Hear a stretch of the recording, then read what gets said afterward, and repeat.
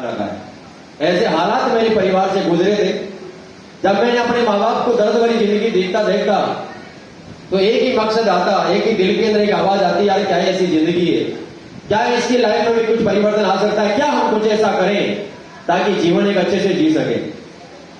और उसके बाद मैं फौज में गया। फौज में जाने के बाद में भी सबसे बड़ी खुशी होती थी कि मैं देश सेवा कर रहा था। लेकिन जब घर से निकलता, या आप लोग भी अपने माँ बाप को, अपनी बीवी बच्चों को छोड़ के यहां पे आए हो, या कोई भी करने के लिए जाता है, खुशी होती है कि कमाने के लिए जा रहे हैं।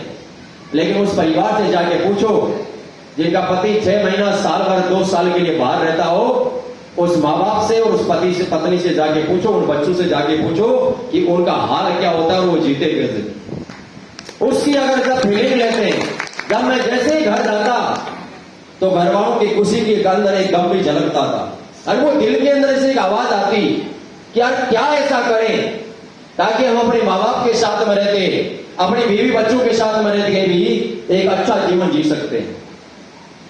ये एक अंदर से फीलिंग आती थी, एक आवाज आती थी। और वो आते आते एक रास्ता मिला जिसके माध्यम से एक ही चीज, जो मेरी लाइफ के सारे दर्द थे, वो दर्द मेरे को यहां से उनकी पूर्ति होती नजर आई। यहां पे मैं क्यों इस बिजनेस में आया, मेरे को समझ में नहीं आया कि काम क्या है। काम तो मैं पहले से कर रहा, आप भी काम सभी लोग कर रहे हैं। लेकिन काम वो होता है जिस काम के अंदर दूसरे की सफलता, दूसरे की एक कामयाबी, दूसरे का सुकून, दूसरे की भलाई छुपी होती है।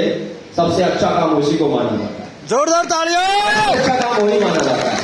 मैं यहाँ पे आया, मेरे क्या समझ में आया, आपके बीच में इस तरह से आया, क्या था कुछ समझ में नहीं आया। लेकिन मेरी माता जी 16 साल से वो बीमार हुआ करते थे। 16 साल से मैं आज तक यहां उनको बीमारी देखा। कोई ऐसा डॉक्टर, कोई ऐसा देवी देवता मैंने छोड़ा नहीं। हर जगह मैं उनको लेके गया, डॉक्टर ने जवाब दे दिया कि सेवा कर लो जब तक जीती है।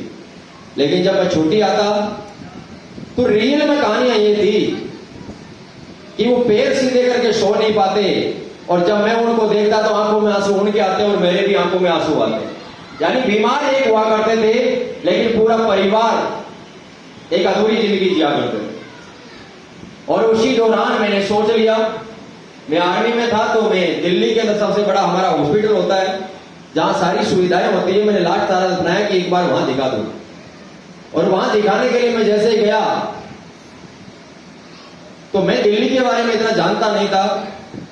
हमारे महागुरु जी महिपाल सर, जो मेरे साथ ही कभी योग किया करते थे, मैं उनसे थोड़ा सा फोन किया और मैंने कहा कि मेरे को दिल्ली के अंदर थोड़ा सा इलाज करवाना, आप दिल्ली में रहते हो, मेरी कुछ मदद कर सकते हैं। उन्होंने दिल्ली बुलाया और दिल्ली बुलाने के बाद में इसी संस्था के हर्बल प्रोडक्ट, देसी आयुर्वेदिक प्रोडक्ट के बारे में जानकारी दिया कि मां का इलाज करवाना निश्चित है, करवाते रहना, करवा देगा।